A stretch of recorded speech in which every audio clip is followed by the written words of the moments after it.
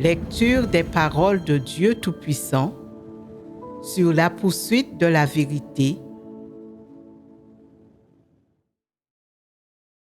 En quoi consiste la poursuite de la vérité?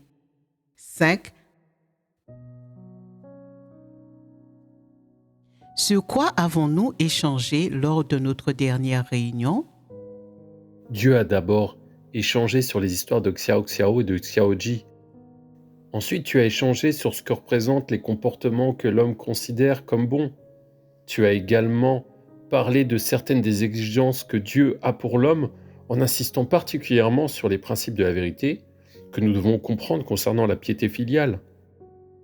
La dernière fois, nous avons échangé sur un sujet lié à la poursuite de la vérité qui correspondait le mieux aux notions de l'homme. C'était aussi un sujet négatif, à savoir les comportements qui sont considérés comme justes et bons selon les notions de l'homme. Nous avons donné quelques exemples qui traitaient de ce sujet, puis nous avons donné quelques exemples supplémentaires des exigences que Dieu a formulées pour réglementer le comportement de l'homme. Voilà plus ou moins les choses spécifiques sur lesquelles nous avons échangé. Il n'y avait pas beaucoup de longues sections dans cet échange, mais nous avons discuté de nombreux détails concernant la connaissance des hommes, leurs pratiques et leur compréhension de la vérité. Aujourd'hui, nous allons repasser brièvement ces choses en revue. Généralement, qu'est-ce que l'homme considère comme de bons comportements? Ne devrions-nous pas avoir une conclusion ou une définition générale de cela? Êtes-vous parvenu à une conclusion? Avez-vous échangé sur ces choses lors de réunions? Oui, après que Dieu a échangé plusieurs fois avec nous, nous avons été en mesure de voir que les bons comportements que l'homme perçoit comme justes ne sont qu'une sorte de comportement. Ils ne représentent pas la vérité. Ils ne sont que des moyens pour les gens de se déguiser. À partir de certaines déclarations que l'humanité a résumées concernant les comportements extérieurs, quelle est exactement l'essence de ces comportements? Y a-t-il un rapport entre l'essence de l'homme et les bons comportements extérieurs de l'humanité? Ces bons comportements extérieurs font paraître les gens passablement décents et dignes.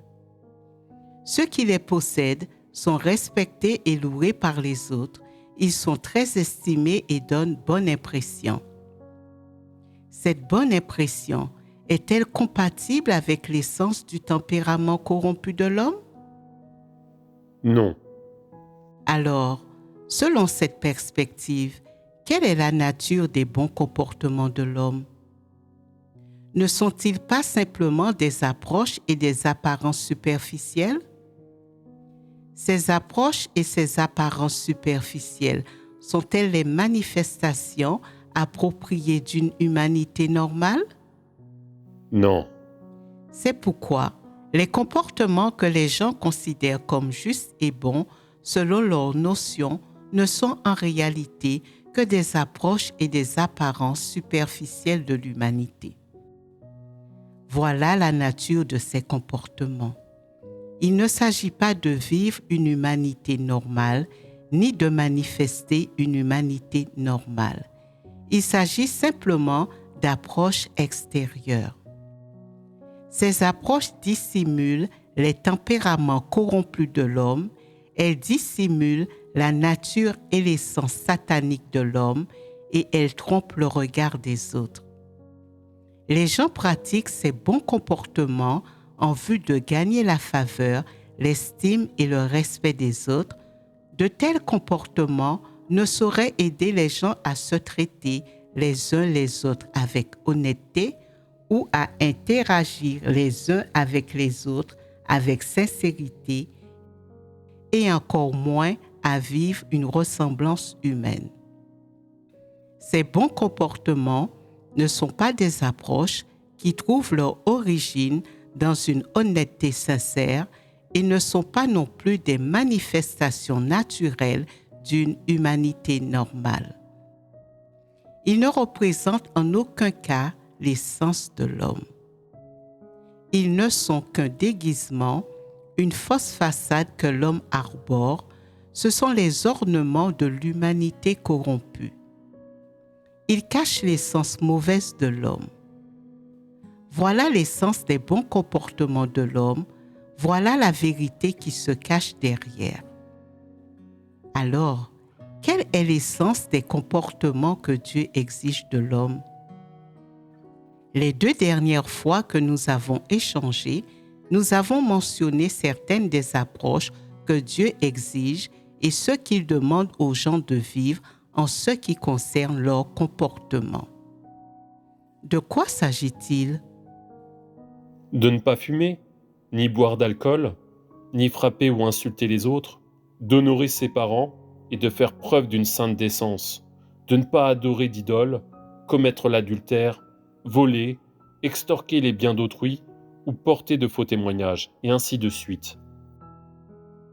Quelle est l'essence de ces exigences? En d'autres termes, sur quelles prémices Dieu pose-t-il ces exigences? Sur quelles conditions fondamentales reposent-elles? Ces exigences n'ont-elles pas été formulées dans le contexte et selon la prémisse que l'humanité a été corrompue par Satan et que l'homme a une nature pécheresse? Et ces exigences ne sont-elles pas du ressort de l'humanité normale? Ne sont-elles pas des choses que ceux qui ont une humanité normale peuvent réaliser? Ces exigences sont entièrement fondées sur la condition fondamentale qu'une personne dotée d'une humanité normale peut les réaliser. À cet égard, quelle est donc l'essence des comportements que Dieu exige de l'homme? Peut-on dire qu'il s'agit de la vraie ressemblance vécue par l'humanité normale, ainsi que du strict minimum que l'humanité normale devrait posséder? Les exemples que nous avons donnés, avoir une sainte décence, faire preuve de réserve et ne pas être dissolu, ne pas frapper ou insulter les autres, ne pas fumer, boire de l'alcool, commettre l'adultère, voler, adorer des idoles, et à l'ère de la grâce, il a également été demandé aux gens d'être patients, tolérants et ainsi de suite. Ces exigences que Dieu a formulées se limitent-elles à un seul type d'approche? Non. Dieu a établi des critères sur la façon dont les hommes doivent vivre une humanité normale. Qu'est-ce que j'entends par critères? J'entends par là les normes des exigences de Dieu. En tant que personne, que faut-il vivre pour posséder une humanité normale? Il faut satisfaire aux exigences que Dieu a énoncées. Nous n'avons énuméré qu'une partie des exigences que Dieu a formulées à l'égard de l'homme. Des exigences telles que ne pas frapper ou insulter les autres, ne pas fumer, ne pas boire d'alcool, ne pas commettre l'adultère, ne pas voler et ainsi de suite sont des choses que ceux qui ont une humanité normale peuvent réaliser. Bien que ces choses-là soient inférieures à la vérité et en deçà de la vérité, elles constituent quelques normes fondamentales pour évaluer si une personne est dotée ou non d'humanité. Quelle est l'essence des comportements que Dieu exige de l'homme et que nous venons de résumer? Vivre une humanité normale. Si une personne peut vivre ou se comporter de la manière que Dieu exige, alors cette personne possède une humanité normale aux yeux de Dieu. Que signifie posséder une humanité normale? Cela signifie qu'une personne possède déjà les critères de comportement que Dieu exige et qu'elle répond à la norme d'une humanité normale en matière de comportement, d'approche et de ce qu'elle vit parce qu'elle manifeste et vit une humanité normale de la manière dont Dieu l'exige. Peut-on l'exprimer ainsi? Qu'une personne croit en Dieu ou non, qu'elle ait une vraie foi ou non, si elle vole, trompe ou profite d'autres personnes, ou si elle utilise fréquemment un langage ordurier, ou si elle frappe et blesse d'autres personnes quand sa propre réputation, son statut, son image ou d'autres intérêts sont en jeu, sans aucun scrupule, ou si elle va même jusqu'à commettre le péché d'adultère, si elle a toujours ses problèmes dans sa façon de vivre l'humanité, en particulier après avoir commencé à croire en Dieu, alors son humanité est-elle normale? Peu importe que tu évalues des incroyants ou des croyants, ces normes de comportement que Dieu a établies ne sont que les normes les plus basses et les plus minimales pour évaluer l'humanité d'une personne. Il y a des gens qui, après être devenus croyants, renoncent et se dépensent un peu et sont capables de payer un petit prix, mais ne répondent jamais aux normes de comportement que Dieu a établies. Il est clair que les personnes de ce type ne vivent pas une humanité normale. Elles ne vivent même pas la ressemblance humaine la plus élémentaire. Qu'est-ce que cela signifie quand une personne ne vit pas une humanité normale? Cela signifie qu'elle ne possède pas une humanité normale, parce qu'elle ne peut même pas répondre aux normes et aux exigences que Dieu a pour le comportement de l'homme en ce qui concerne le fait de vivre l'humanité. Son humanité est très médiocre et elle ne peut recevoir qu'une mauvaise évaluation. La norme minimale pour évaluer l'humanité d'une personne consiste à regarder si son comportement répond aux normes des exigences que Dieu a fixées pour le comportement de l'humanité. Regarde si, après s'être mise à croire en Dieu, elle se retient, si elle a une sainte décence dans ce qu'elle dit et fait, si elle profite ou non des autres quand elle interagit avec eux, si elle traite les membres de sa famille et ses frères et sœurs de l'Église avec amour, tolérance et patience, si elle remplit ses responsabilités envers ses parents du mieux qu'elle peut, si elle continue d'adorer des idoles quand personne ne regarde, et ainsi de suite. Nous pouvons utiliser ces choses pour évaluer l'humanité d'une personne. En mettant de côté la question de savoir si la personne aime et poursuit la vérité, évalue d'abord si elle a une humanité normale, si ses paroles et son comportement répondent aux normes de comportement que Dieu a fixées. Si elle ne répond pas à ces normes de comportement, tu peux alors évaluer son humanité en fonction du degré de ce qu'elle vit. Que ce soit moyen, médiocre, très médiocre ou terrible, dans cet ordre-là, c'est ajusté. Si un croyant vole à l'étalage et fait du pickpocket dans les supermarchés ou les lieux publics, s'il est kleptomane, quel genre d'humanité a-t-il? Il y a des gens qui crient des injures et même frappent les autres quand quelque chose les met en colère. Leurs insultes ne sont pas des évaluations justes de l'essence d'une autre personne, mais plutôt des accusations arbitraires et un langage plein de grossièreté. Ces gens-là profèrent tout ce qui leur permet de déverser leur haine sans aucune retenue.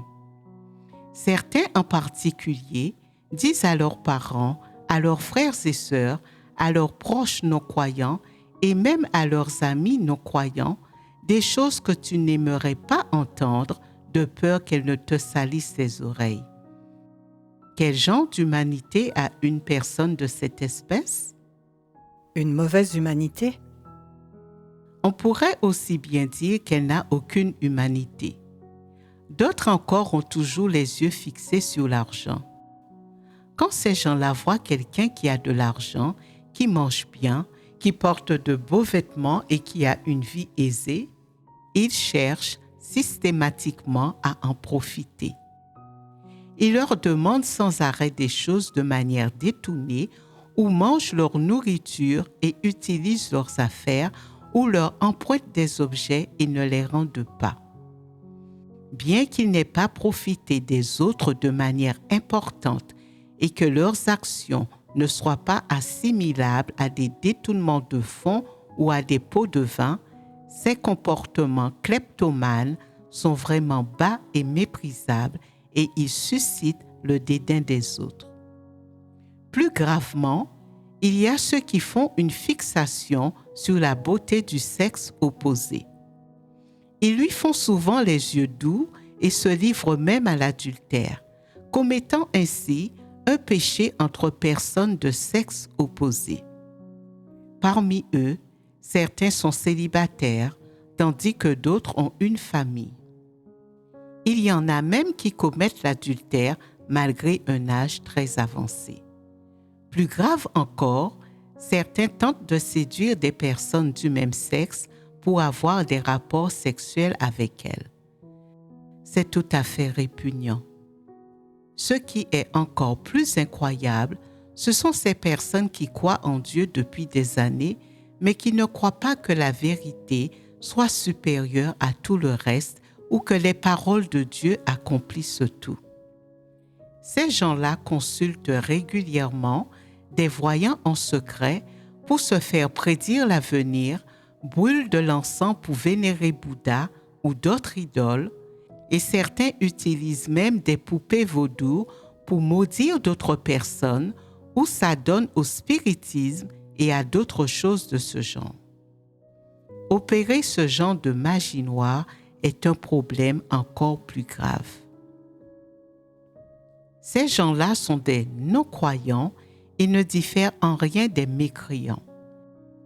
Que les circonstances soient mineures ou graves, dès lors qu'une personne présente ces manifestations, on peut dire qu'elle vit l'humanité d'une manière anormale et viciée et que certains de ses comportements sont même erronés ou absurdes, qu'il s'agit véritablement de comportements pécheurs. Après cette mise à croire en Dieu, certaines personnes s'habillent de manière très provocante. Elles attachent autant d'importance à être sexy que les non-croyants et suivent les tendances du monde. Elles ne ressemblent pas du tout à des saints. Certaines personnes s'habillent avec plus de goût quand elles vont aux réunions, mais se changent et mettent les vêtements à la mode des non-croyants quand elles rentrent chez elles. D'après ce qu'elles portent, elles ne ressemblent pas à des croyants. Rien ne les distingue des mécréants. Elles ricanent et prennent les choses à la légère. Elles sont extrêmement complaisantes et ne font preuve d'aucune retenue. Ces personnes-là vivent-elles une humanité normale? Elles poursuivent les tendances du monde, cherchent à être sexy, à attirer les autres, à être regardées. Elles passent leur journée à s'habiller joliment, à se tartiner de maquillage, à essayer d'attirer ceux du sexe opposé. Ce que ces personnes vivent est relativement médiocre. Elles ne sont même pas capables de se retenir dans leur façon de s'habiller, de parler et de se comporter, et elles n'ont pas une sainte décence, de sorte que, lorsque nous les évaluons selon les critères de comportement que Dieu exige, il est évident que l'humanité qu'elles vivent est très médiocre. À partir de ces exemples concrets, nous constatons que les exigences de Dieu concernant le comportement des gens et ce qu'ils vivent sont tout à fait conformes aux exigences de l'humanité normale, donc naturellement, ceux qui ont une humanité normale sont capables de les atteindre. Que signifie cette affirmation? Elle signifie que tu ne possèdes la ressemblance humaine, que tu ne ressembles à une personne normale et que tu ne disposes du niveau minimum d'humanité normale, que si c'est ce que tu vis. En examinant les détails spécifiques des exigences de Dieu, nous pouvons voir que vivre l'humanité de cette manière n'est pas un simulacre, ni une feinte, ni une ruse à l'encontre des autres. C'est plutôt la manière dont l'humanité normale est censée se manifester et la réalité qu'elle devrait posséder.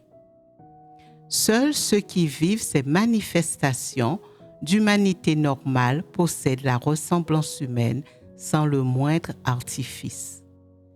Ce n'est qu'en vivant ainsi une humanité normale que les gens peuvent gagner le respect des autres et vivre dans la dignité.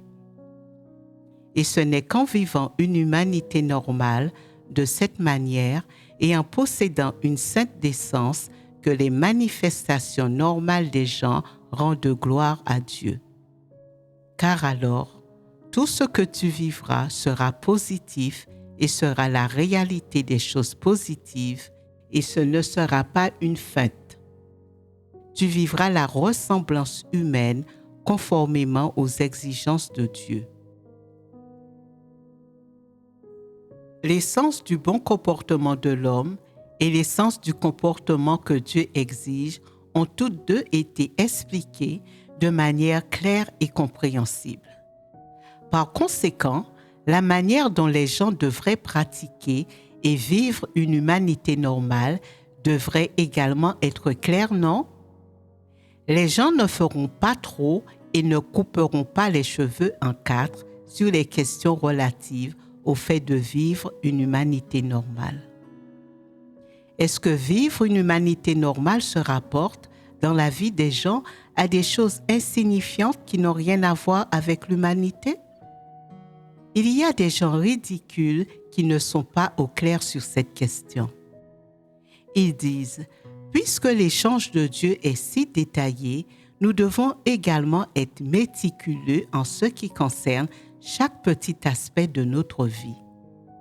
Par exemple, les patates douces sont-elles plus nutritives quand elles sont cuites à la vapeur ou au four? Cela a-t-il un rapport avec le fait de vivre une humanité normale? Pas du tout. Manger et cuisiner relève de bon sens que tout le monde possède aujourd'hui. Tant qu'il n'y a pas de problème à manger quelque chose, on peut le consommer comme on veut. Si quelqu'un pense qu'il doit chercher la vérité dans des questions aussi simples, relevant du bon sens et qu'il doit pratiquer ces choses comme s'ils étaient la vérité, cette personne n'est-elle pas ridicule et absurde? Il y a aujourd'hui des gens qui sont très méticuleux dans des domaines comme celui-ci qui n'ont rien à voir avec la vérité. Ces personnes pensent qu'elles poursuivent la vérité et elles investiguent et examinent des questions minuscules comme s'il s'agissait de la vérité. Il y en a même certains dont le rouge monte au visage quand ils débattent de ces choses-là. De quel genre de problème s'agit-il? Ne s'agit-il pas d'un grave manque de compréhension spirituelle? Le fait que certaines personnes fassent des recherches sur la question de manger des patates douces comme s'il s'agissait de la vérité est vraiment risible et ennuyeux. Ces gens-là sont des cas désespérés parce qu'ils ne comprennent pas les paroles de Dieu, ils ne savent pas ce que signifie poursuivre la vérité. Ils ne percent pas à jour les questions les plus simples qui relèvent du bon sens de la vie et n'arrivent pas à résoudre ces problèmes. Alors, quel est l'intérêt pour eux de vivre pendant toutes ces années? Comment ces personnes peuvent-elles soulever des questions aussi insignifiantes aux réunions et en discuter et échanger sur elles comme s'il s'agissait de sujets dans lesquels on pouvait chercher la vérité? La raison en est principalement que ces gens-là ont des conceptions faussées et manquent de compréhension spirituelle. Dans quel contexte se montrent-ils méticuleux? Pourquoi ces pensées et ces idées ont-elles surgi en eux? Comment ont-ils pu discuter et échanger en réunion sur la manière de manger des patates douces? Est-ce parce que les problèmes sur lesquels j'ai échangé sont trop concrets? Ce qui a donné lieu à des idées fausses parmi les personnes qui aiment analyser chaque mot et couper les cheveux en quatre? Quand ces problèmes et ces situations se présentent, j'ai l'impression que parler à ces gens-là s'apparente un peu à traiter des singes comme s'ils étaient humains. Les singes sont des créatures qui vivent dans les montagnes et les jungles. Bien qu'ils ressemblent aux humains et que nombre de leurs comportements et de leurs habitudes soient similaires à ceux des humains, et bien qu'il y ait eu une époque où les humains considéraient les singes comme leurs ancêtres, quoi qu'il en soit, les singes restent des singes. Ils sont censés vivre dans les forêts et les montagnes. Ne serait-ce pas une erreur de les mettre dans une maison pour qu'ils vivent avec les humains? Devrions-nous traiter les singes comme des êtres humains? Non. Alors, êtes-vous des singes ou des humains? Si vous êtes des humains, peu importe que je doive parler longtemps ou travailler dur, il est approprié et il vaut la peine que je vous dise ces choses. Si vous êtes des singes, est-il approprié que je vous traite comme des humains et que je gaspille mon souffle à discuter avec vous de la vérité et de la volonté de Dieu? Cela en vaut-il la peine? Non. Alors, êtes-vous des humains ou des singes? Nous sommes des humains. Espérons-le. Que pensez-vous du fait d'échanger lors des réunions sur la façon de manger des patates douces? Seriez-vous également méticuleux dans des domaines tels que celui-ci?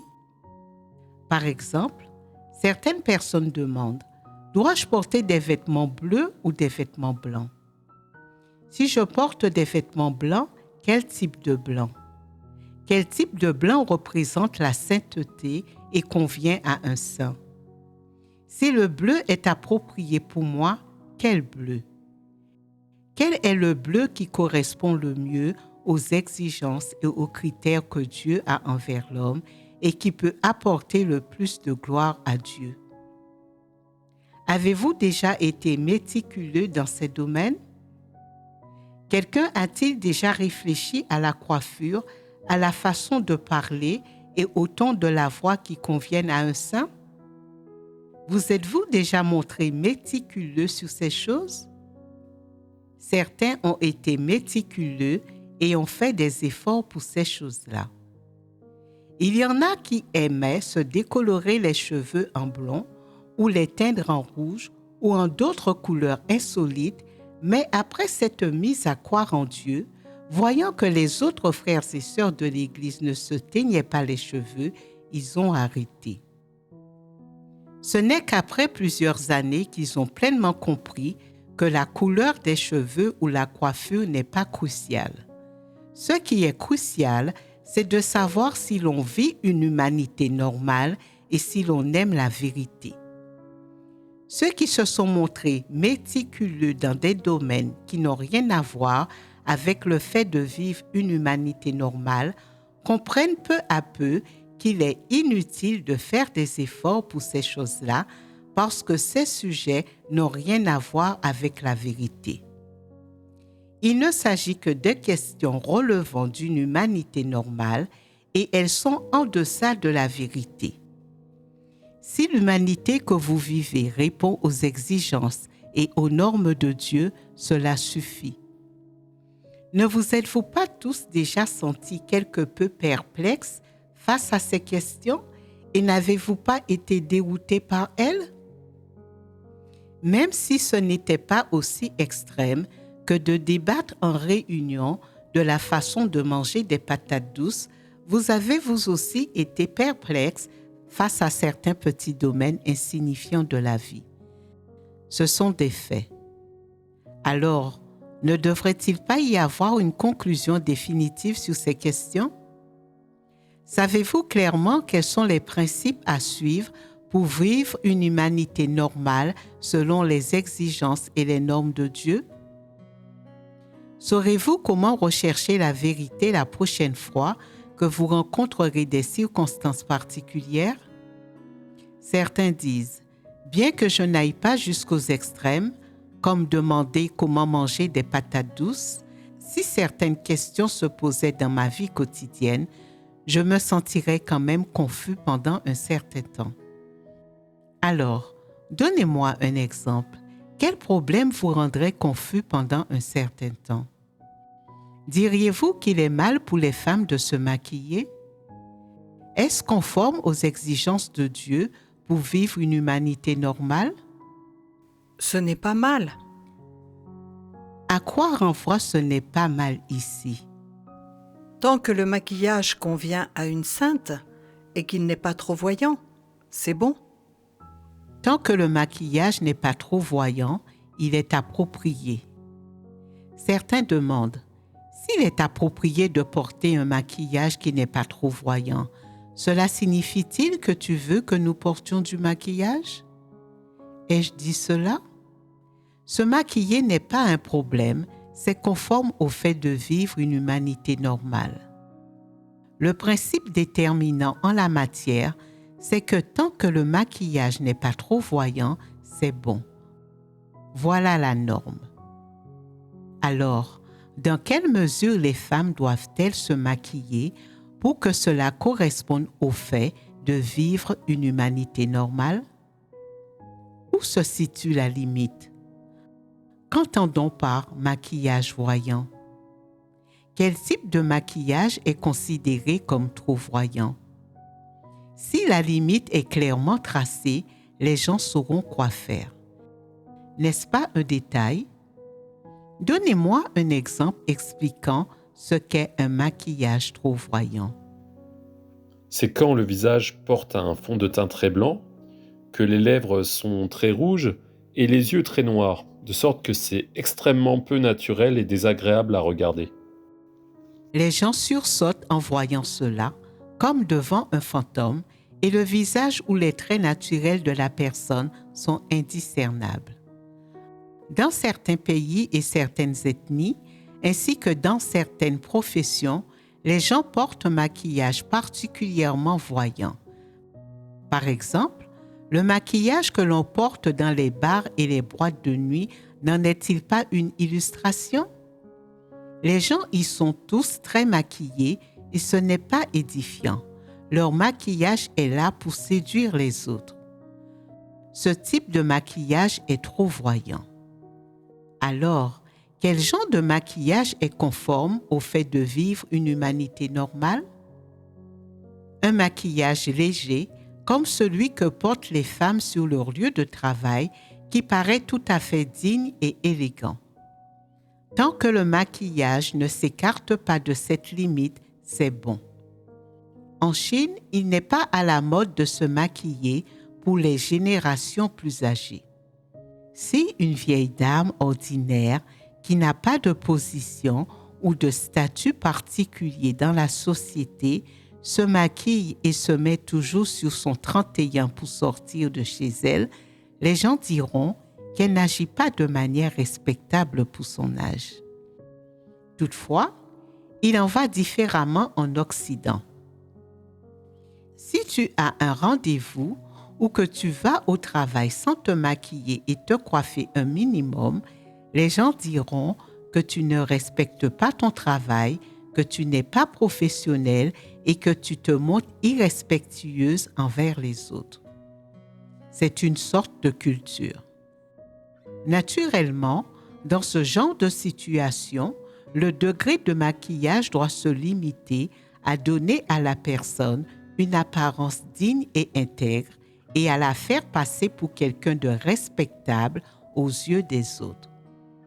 Pour résumer en une phrase, si tu te maquilles, cela doit te donner l'air d'une personne respectable et ne pas attiser la convoitise dans le cœur des gens. Ce genre de maquillage est approprié.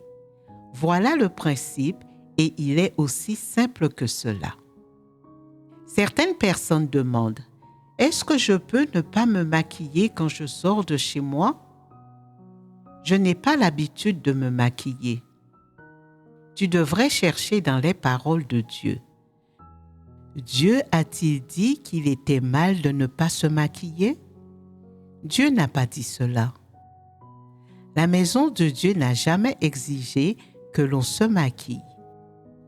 Si tu aimes porter du maquillage, je t'ai donné ce critère et cette limite et je t'ai dit quoi faire pour que ton maquillage soit approprié.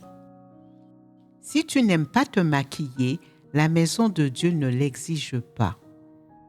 Cependant, tu dois te souvenir d'une chose, bien que tu ne sois pas obligé de te maquiller, tu ne peux pas sortir de chez toi en ayant l'air désordonné et négligé comme une mendiante. Par exemple, quand tu sors partager l'Évangile, si tu ne te rends pas présentable ou tu ne te laves pas le visage avant de quitter la maison et que tu t'habilles n'importe comment en disant « ce n'est pas grave », tant que nous comprenons la vérité, notre façon de nous habiller n'a pas d'importance. Est-ce constructif? En tant que personne qui croit en Dieu, il faut également avoir des principes en ce qui concerne la tenue et l'apparence. La norme minimale de ce principe est de vivre obligatoirement une humanité normale et de ne rien faire qui puisse humilier Dieu ou ton caractère et ta dignité propre. À tout le moins, il faut faire en sorte que les autres te respectent. Même si tu manques de piété, tu devrais au moins être capable de te contenir, d'être digne et intègre et d'avoir une sainte décence. Si tu peux donner aux gens cette impression, cela suffit. C'est la condition la plus élémentaire pour vivre une humanité normale. Pour ceux qui croient en Dieu, ces questions sur les comportements extérieurs et sur le fait de vivre une humanité normale ne devraient pas être des fardeaux ou des difficultés, car il s'agit des choses les plus rudimentaires qu'une personne normale devrait au minimum posséder. Ces sujets devraient être faciles à comprendre. Ils ne sont pas abstraits. Par conséquent, ces questions sur les comportements extérieurs et sur le fait de vivre une humanité normale ne devraient pas devenir des sujets importants, fréquemment débattus dans la vie de l'Église.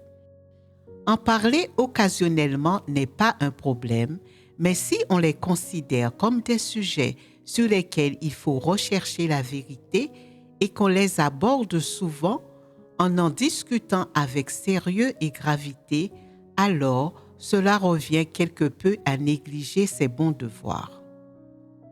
Quelles sont les personnes qui négligent généralement leurs bons devoirs? Soulever des questions telles que la manière de manger des patates douces et traiter ces questions comme s'il s'agissait de sujets sur lesquels il fallait rechercher la vérité, investiguer et échanger sur elles en réunion, parfois à plusieurs réunions, alors que les dirigeants de l'Église ne font rien pour arrêter cela. Ne s'agit-il pas là de manifestations de personnes qui se fouvoient et qui manquent de compréhension spirituelle? Quelles questions devraient être discutées le plus souvent en réunion? Celles qui ont trait à la vérité et au tempérament corrompu des gens. La vérité et les paroles de Dieu sont les thèmes constants de la vie de l'Église. Les questions relatives au comportement extérieur d'une humanité normale, sujet le plus élémentaire et le plus ordinaire, ne devraient pas être l'objet principal de l'échange dans la vie de l'Église et les réunions. Si les frères et sœurs se donnent des conseils, se font des rappels et échangent entre eux sur ces choses-là en dehors des réunions, cela suffit à résoudre ces problèmes. Il n'est pas nécessaire de consacrer énormément de temps à échanger et à discuter à leur sujet. Cela aurait une incidence sur la manière normale des gens de se réunir et de manger et boire les paroles de Dieu, et cela aurait un effet sur leur entrée dans la vie. La vie d'Église est une vie où l'on mange et où l'on boit les paroles de Dieu. Elle devrait mettre l'accent sur l'échange au sujet de la vérité et sur la résolution des problèmes pratiques de manière à ne pas retarder la progression de la vie. Si tu possèdes le sens de l'humanité normale, tu devrais savoir comment pratiquer ces questions conformément aux principes. Si tu ergotes sans arrêt sur des questions insignifiantes et sur des choses qui n'ont rien à voir avec les principes de la vérité, si tu passes ton temps à couper les cheveux en quatre tout en pensant que tu as des connaissances et que tu es érudit, ce problème ne devrait-il pas être analysé? Par exemple, certaines personnes accordent beaucoup d'importance à leur façon de s'habiller et demandent sans arrêt si les croyants peuvent porter des vêtements originaux. Certaines personnes qui croient en Dieu depuis peu demandent sans arrêt si les croyants doivent boire de l'alcool. Certaines personnes aiment faire du commerce et demandent sans arrêt si les croyants doivent gagner beaucoup d'argent. Certaines personnes, enfin, demandent sans arrêt quand le jour de Dieu arrivera. Ces gens-là ne sont pas disposés à rechercher la vérité sur ces questions pour trouver les bonnes réponses. Bien qu'il n'y ait pas de paroles précises sur ces sujets, Dieu a expliqué très clairement les principes pour aborder ces problèmes. Si une personne ne fait pas l'effort de lire les paroles de Dieu, elle ne trouvera pas les réponses. En fait, tout le monde connaît le but de la croyance en Dieu et ce qu'il y a à y gagner. Seulement, il y a des gens qui n'aiment pas la vérité, mais qui veulent quand même gagner des bénédictions. C'est là que réside leur difficulté. Le plus important est donc de savoir si une personne peut accepter la vérité. Il y a des gens qui n'ont jamais accordé d'importance au fait de manger et de boire les paroles de Dieu ou au fait d'échanger sur la vérité. Ils s'approchent tout simplement à des questions sans importance et cherchent sans arrêt à échanger sur ces questions lors des réunions et à leur trouver des réponses définitives, et les dirigeants et les ouvriers n'arrivent pas à les retenir. De quel genre de problème s'agit-il? Ces gens-là ne négligent-ils pas leurs bons devoirs? Si tu ne pratiques pas la vérité et veux toujours emprunter le mauvais chemin, pourquoi ne réfléchis-tu pas sur toi-même? N'apprends-tu pas à te connaître et ne t'analyses-tu pas? Tu es toujours complaisant, tu n'assumes pas la responsabilité de ton devoir, tu es obstiné, tu n'obéis qu'à tes propres règles, tu es arbitraire et imprudent. Comment peux-tu ne pas être consciencieux dans ce domaine? Comment peux-tu ne pas l'examiner et l'analyser pour savoir ce qui se passe exactement? Pourquoi blâmes-tu Dieu et le comprends-tu mal chaque fois qu'il t'arrive quelque chose? Pourquoi portes-tu toujours un verdict à l'égard de toi-même et te plains-tu que Dieu n'est pas juste et que l'Église est inique? Ces choses-là ne sont-elles pas des problèmes? Ne devrais-tu pas échanger sur ces sujets et les analyser dans la vie de l'Église? Quand la maison de Dieu divise l'Église et purifie les gens, tu ne te soumets jamais et tu n'es jamais satisfait. Tu as toujours des notions et tu répands de la négativité. N'est-ce pas un problème? Ne devrais-tu pas examiner et analyser cette question? Tu poursuis toujours un statut, Tu fais de la politique et tu gères ton statut. N'est-ce pas un problème?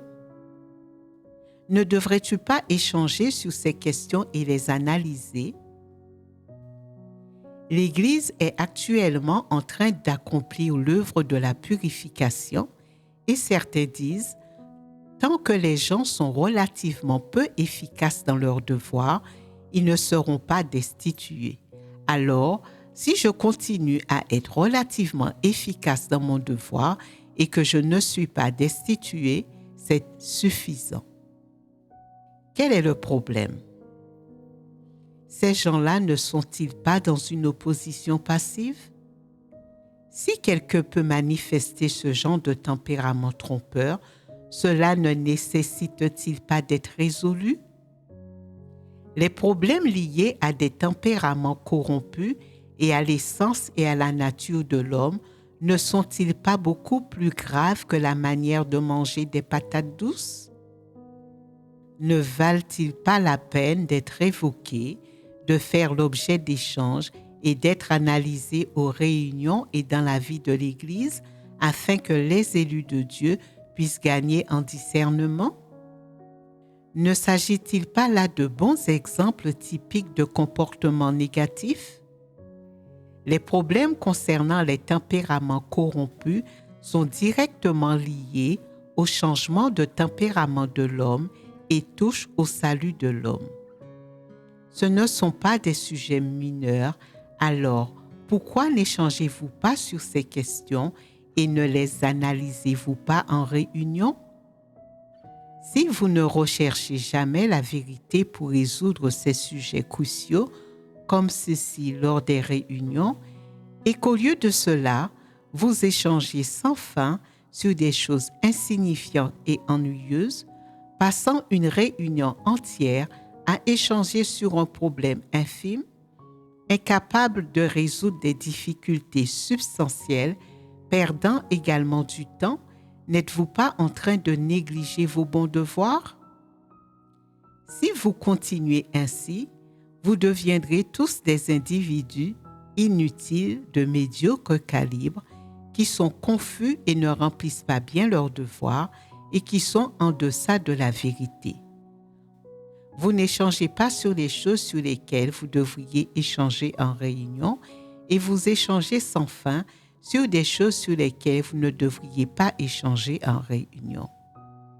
Vous échangez constamment en réunion sur des choses qui n'ont rien à voir avec la vérité, qui appartiennent à vos propres compréhensions biaisées et à des questions personnelles insignifiantes, entraînant tout le monde à les examiner avec vous, perdant du temps inutilement.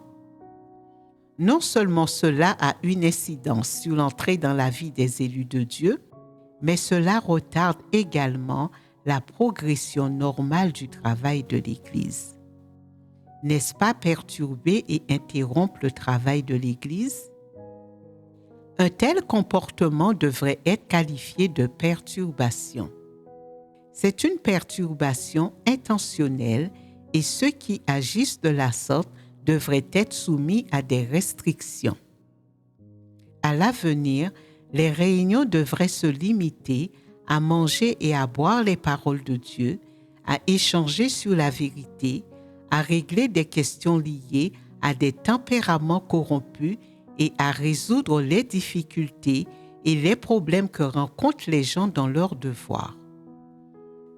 Tout sujet insignifiant et sans importance ou concernant des sujets qui relèvent du bon sens quotidien ne devrait pas faire l'objet d'un échange en réunion.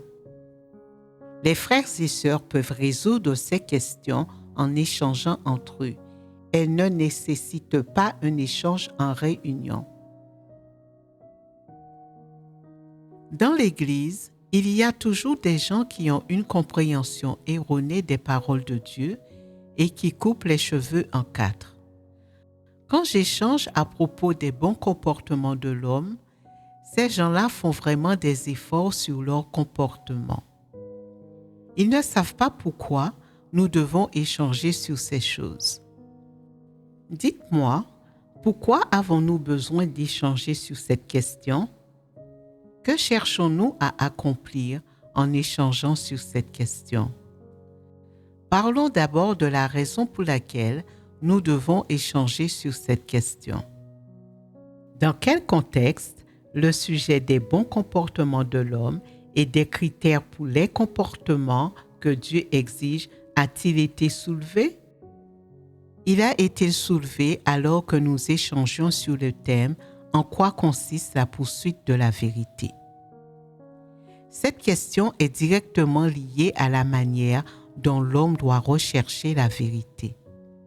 Les bons comportements que les gens adoptent en pratiquant la vérité concernent la vérité et sont liés à la vérité. Un comportement aura beau paraître bon aux yeux d'un homme, s'il n'implique pas la pratique de la vérité, c'est quelque chose qui n'a rien à voir avec la vérité. Certains diront, c'est faux. N'as-tu pas dit que les bons comportements étaient en deçà de la vérité? Je ne comprends pas. Pouvez-vous expliquer cette question? Dans le contexte de l'échange sur en quoi consiste la poursuite de la vérité, j'ai analysé les comportements que les gens croient être bons selon leurs notions et je les ai critiqués et condamnés. En même temps, j'ai informé les gens des critères que Dieu a mis en avant concernant le comportement de l'homme et je leur ai donné un chemin correct pour vivre une humanité normale, leur permettant ainsi de posséder des critères pour évaluer le fait de vivre une humanité normale. Sur cette base, l'effet que j'ai finalement obtenu a été d'informer les gens que les comportements qu'ils pensent être bons selon leurs notions ne sont pas les critères de la vérité, n'impliquent pas la vérité et ne sont pas non plus liés à la vérité, empêchant ainsi les gens de croire à tort qu'observer ces bons comportements, c'est poursuivre la vérité. En même temps, j'ai informé les gens qui n'ont satisfait aux normes permettant de vivre une humanité normale que lorsqu'ils ont satisfait aux critères de comportement exigés par Dieu. Puisque j'ai dit aux gens que tous les bons comportements prônés par l'homme étaient des déguisements et des mensonges, qu'ils étaient tous une feinte et un faux semblant, qu'ils étaient tous incorrects et qu'ils étaient tous frelatés par les stratagèmes de Satan, à présent que ces choses ont été enlevées et que les gens en sont dépourvus pour autant, savent-ils comment pratiquer? Ils se disent, alors, quelle devrait être ma vie? Quels sont vraiment les critères du comportement que Dieu exige? Les exigences, les critères et les déclarations concrètes de Dieu concernant le comportement de l'homme, c'est aussi simple que cela. Tant que les gens vivront les réalités que Dieu exige, ils auront satisfait aux normes d'une humanité normale. Ils ne couperont pas les cheveux en quatre, ne seront pas perplexes ou confus à ce sujet. Quand une personne satisfait aux normes qu'une humanité normale devrait vivre, n'a-t-elle pas résolu un problème pratique sur la voie de la poursuite de la vérité? N'a-t-elle pas éliminé un obstacle et résolu une entrave au fait de vivre une humanité normale? Au moins, à présent, les approches extérieures qui sont complimentées par l'humanité comme être bien éduqué et sensible, aimable et accessible ne sont plus les objectifs de la poursuite de l'homme. Ou pour le dire avec des termes plus précis, ce n'est plus un objectif que ceux qui poursuivent la vérité s'efforcent de vivre extérieurement, ni une norme selon laquelle l'humanité normale devrait vivre. Cela a été remplacé par le besoin d'être retenu, de posséder une sainte décence, etc. Ces exigences de Dieu sont les critères permettant à l'homme de vivre une humanité normale. Elles sont la ressemblance que l'humanité normale devrait vivre. De cette manière, la condition, le but et l'orientation les plus fondamentaux de la recherche de la vérité n'ont-ils pas été confirmés? La chose la plus élémentaire, la plus fondamentale a été confirmée, à savoir que le but d'une humanité normale n'est pas que les gens soient bien éduqués et sensibles, doux et raffinés, aimables, courtois, qui respectent les personnes âgées et s'occupent des jeunes, etc. Il s'agit plutôt de vivre une humanité normale telle que Dieu l'exige. Il n'y a pas de déguisement ni de stratagème de Satan dans tout cela. Au contraire, il s'agit vraiment de la vie, de l'expression et du comportement d'une humanité normale. N'en est-il pas ainsi? Si. Depuis ce point de vue, quand nous échangeons sur les bons comportements de l'homme qui entrent dans la catégorie des choses que les gens pensent être justes et bonnes selon leurs notions, ainsi que sur les critères du comportement que Dieu exige, ces choses sont-elles liées à la poursuite de la vérité? Oui, elles y sont liées. Dans une certaine mesure, cela confirme l'orientation et le but fondamentaux de la poursuite de la vérité par l'homme. Cela signifie qu'à tout le moins, ton objectif pour vivre une humanité normale sera correct avant que tu commences à poursuivre la vérité. Ce but n'est pas une approche inventée par l'homme, ce n'est pas une apparence ni un déguisement. Au contraire, il s'agit de vivre normalement l'humanité que Dieu exige. Bien que ce sujet soit encore relativement éloigné de la véritable poursuite de la vérité, il est essentiel à l'orientation générale de la poursuite de la vérité. C'est le critère de comportement le plus simple et le plus fondamental que l'homme devrait comprendre. Peu importe à quel point ce sujet d'échange est éloigné de la poursuite de la vérité ou à quel point il est éloigné des critères de la vérité, parce qu'il se rapporte aux exigences de Dieu et aux critères de comportement que Dieu a donnés à l'humanité, naturellement, il se rapporte aussi aux critères de la vérité dans une certaine mesure. C'est pourquoi les gens devraient comprendre ces questions.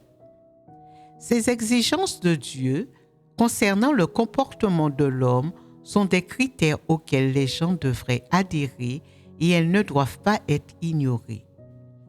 Après avoir compris ces questions, les gens au moins ne chercheront pas à être une sorte de personnes bien éduquées et sensibles, douces et raffinées, courtoises, accessibles ou aimables, en vivant une humanité normale et dans leur approche extérieure, comme la façon dont les Occidentaux en particulier attendent des hommes qui soient des gentlemen, qu'ils ouvrent la porte aux dames, qu'ils leur tirent une chaise lorsqu'elles s'assoient et leur cèdent la priorité dans les lieux publics. Une fois que les gens auront acquis du discernement sur ces bons comportements, au minimum, ils ne les prendront pas comme normes quand ils s'efforceront de vivre une humanité normale ou quand ils poursuivront les comportements d'une humanité normale. Au contraire, ils abandonneront ces choses-là dans leur cœur et dans leur esprit. Ils ne seront plus influencés et liés par elles. C'est quelque chose que vous devez faire. S'il se trouve encore quelqu'un pour dire « Eh bien, cette personne n'est pas très bien éduquée ni très sensible », quelle sera ta réaction? Tu le regarderas de travers et tu lui diras « Tu t'es mal exprimé.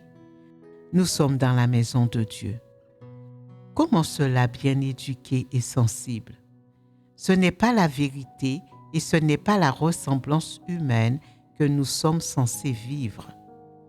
Certains disent « Notre dirigeante ne respecte pas les personnes âgées et ne s'occupe pas des jeunes. Je suis déjà très avancée en âge et pourtant elle ne m'appelle pas madame, elle m'appelle simplement par mon prénom. Elle ne devrait pas faire cela. Mes petits-enfants sont plus âgés qu'elle. En faisant cela, ne me méprise-t-elle pas? Elle n'est pas non plus aimable ou bienveillante avec les gens. À en juger par son comportement, elle n'a pas l'étoffe d'une dirigeante. Que pensez-vous de ce point de vue? Respecter les personnes âgées et s'occuper des jeunes n'est pas la vérité. Il ne faut pas évaluer les gens sur la base de leur comportement et de leurs manifestations extérieures, mais selon les paroles de Dieu avec la vérité comme critère. Ce sont là les seuls principes pour évaluer les gens. Alors, comment devrions-nous évaluer les dirigeants et les ouvriers? Il faut voir s'ils font un travail concret, s'ils peuvent amener les élus de Dieu à manger et à boire les paroles de Dieu et à comprendre la vérité, s'ils peuvent utiliser la vérité pour résoudre des problèmes dans l'Église et accomplir des tâches cruciales. Par exemple, comment se déroule le travail d'évangélisation? Comment se déroule la vie de l'Église? Les élus de Dieu font-ils bien leur devoir? Comment se déroulent les différentes tâches spécialisées? Les non-croyants, les méchants et les antéchrists ont-ils été éliminés? Telles sont les tâches cruciales de l'Église. L'évaluation des dirigeants et des ouvriers se fait principalement en examinant la manière dont ils accomplissent ces tâches. S'ils sont efficaces dans tous ces domaines, ce sont des dirigeants compétents. Même si leur comportement laisse parfois à désirer, ce n'est pas grave. Un simple examen des comportements extérieurs ne constitue pas la norme pour évaluer si un dirigeant ou un ouvrier convient. Si une personne regardait cela depuis la perspective de l'homme, il semblerait que la dirigeante n'est pas polie parce qu'elle n'a jamais appelé madame une personne plus âgée. Or, si l'on utilise les paroles de Dieu pour l'évaluer, cette dirigeante est satisfaisante et les élus de Dieu ont choisi la bonne personne parce qu'elle peut prendre en charge tous les aspects du travail de l'Église. Elle est utile et bénéfique à l'entrée dans la vie de chacun des élus de Dieu et elle fait un bon travail d'évangélisation. Tout le monde devrait accepter qu'elle soit dirigeante et coopérer à son travail. Si quelqu'un ne coopère pas au travail de cette dirigeante, on lui rend les choses difficiles ou s'il cherche un moyen de pression pour la critiquer simplement parce que cette dirigeante ne possède pas de bons comportements extérieurs comme respecter les personnes âgées ou s'occuper des jeunes, cela n'est pas bénéfique au travail de l'Église. C'est agir d'une manière dénuée de principes à l'égard d'une dirigeante et d'une ouvrière et c'est une manifestation de perturbation et d'interruption du travail de l'Église.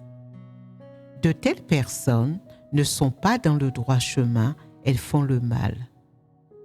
Si vous voyez un dirigeant ou un ouvrier qui ne respecte pas ses aînés et que par conséquent, vous pensez qu'il n'est pas une si bonne personne, vous n'acceptez pas qu'il soit dirigeant et vous allez même jusqu'à le condamner, quelle erreur commettez-vous? C'est le résultat maléfique d'une évaluation des gens qui utilisent les normes de l'homme selon les points de vue de la culture traditionnelle. Si chacun peut évaluer les gens et élire les dirigeants et les ouvriers conformément aux paroles de Dieu et à la vérité, ce sera ajusté et en adéquation avec la volonté de Dieu. Les gens pourront à la fois traiter les autres équitablement et maintenir la progression normale du travail de l'Église. Dieu sera satisfait et l'homme sera satisfait. N'en est-il pas ainsi? Depuis que j'ai analysé les prétendus bons comportements de l'homme et que j'ai échangé sur les normes des exigences que Dieu a pour le comportement de l'homme, la perspective à partir de laquelle les gens voient les autres et les normes qu'ils utilisent pour les évaluer ont changé. Puisque le champ de vision dans lequel les gens voient les autres est différent, les résultats des évaluations des gens sont également différents. Si les gens utilisent les paroles de Dieu comme base de leur évaluation, alors le résultat, à coup sûr, sera correct, juste, objectif et dans l'intérêt de tous.